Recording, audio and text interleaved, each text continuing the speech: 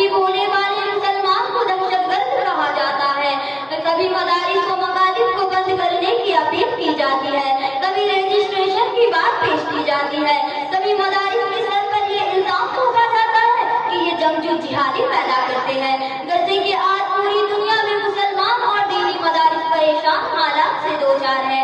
ان کی آہ و بقا کی صداؤں کو سننے والا کوئی نہیں، ان کی زندگیوں کی طرف نظر اٹھانے والا کوئی نہیں، معصوم روزیدہ و نونہار بچوں کو قتل عام ہونے سے روکنے والا کوئی نہیں، آج مسلمان کے زخم پر مرہم پٹی لگانے والا کوئی نہیں۔ چنانچہ زبان پر ایک شعر آنا چاہتا ہے، جہاں میں عام ہے میری الگ کی داستان لیکن، جہاں میں عام ہے میری الگ کی داستان لیکن، وہ مجھ سے سن نہیں سکتے، میں ان سے کہہ نہیں سکتی۔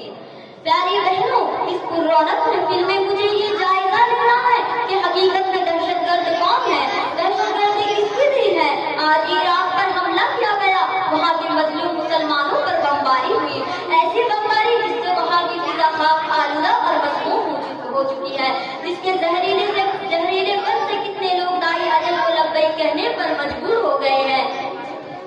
وہ اتنا بڑا دہشت گرد اور ظالم ہے کہ تاریخ عالم بھی اس بات پر شاہد ہے کہ فرعون سے ظالم اور ظالم سے بھی کئی قدم آگے ہے۔ پیارے بہنوں، دہشت گردی بہت بری چیز ہے، دہشت گردی اتنی بری چیز ہے کہ اس کا وجود دنیا نے اس سے پہلے کبھی نہیں دیکھا۔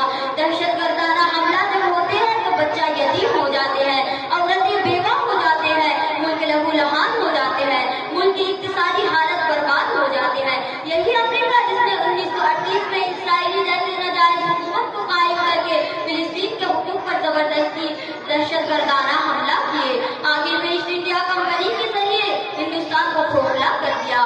کیا یہ ہندوستان پر دہشت گردانہ حملہ نہیں کیا گیا؟